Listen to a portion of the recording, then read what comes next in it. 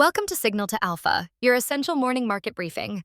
I'm Lady Muriel, cutting through the noise to deliver what moves markets today. Let's get you your alpha before the opening bell. Markets are waking up to serious geopolitical risk this morning. Iran closed its airspace overnight for 5 hours. Airlines are rerouting flights, and tensions are hitting critical levels. Despite President Trump claiming the killing has stopped based on what he calls good authority, Senator Lindsey Graham is pushing back hard, saying the death toll is mounting by the hour. Human rights groups report over 2,615 confirmed deaths across 18 days of protests. Kurdish fighters attempted border breaches from Iraq, and the G7 nations just warned of additional sanctions if the crackdown continues. This matters for your portfolio because oil markets are on edge, safe haven assets are getting bids, and any military escalation could send shockwaves through global markets. Bitcoin is trading at $96,826 this morning, while Ethereum sits at around $3,100, both showing flight to safety patterns. Meanwhile, Japan's first female prime minister, Sanae Takaichi, is capitalizing on 70% approval ratings to call snap elections as early as February 8th. She's pushing through a record 122.3 trillion yen budget. That's $770 billion, focused on proactive fiscal spending and accelerated military buildup.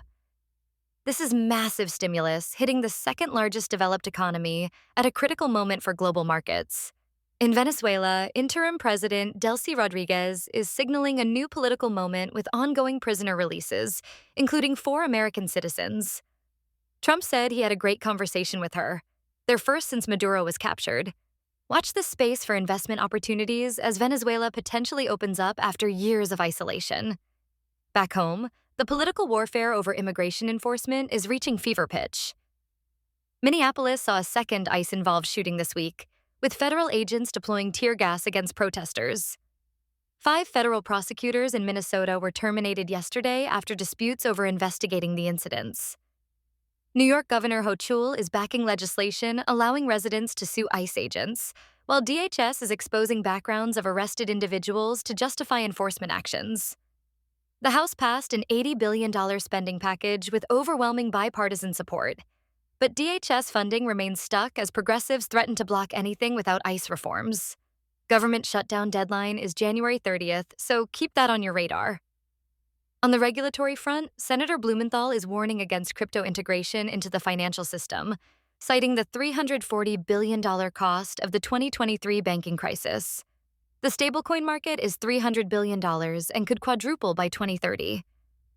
Meanwhile, the Senate is moving forward with crypto legislation this week despite these concerns. And in a signal of shifting health policy, Trump signed legislation returning whole milk to school cafeterias, reversing Obama-era restrictions. This aligns with the Make America Healthy Again initiative and revised nutritional guidelines prioritizing protein and healthy fats. Bottom line for traders, geopolitical risk is elevated, safe havens are in play, fiscal stimulus is expanding in major economies, and domestic political tensions are creating policy uncertainty. Position accordingly and watch those risk indicators closely. That's your signal to alpha for today. Subscribe for tomorrow's essential market briefing. Trade smart, stay informed. See you at the opening bell.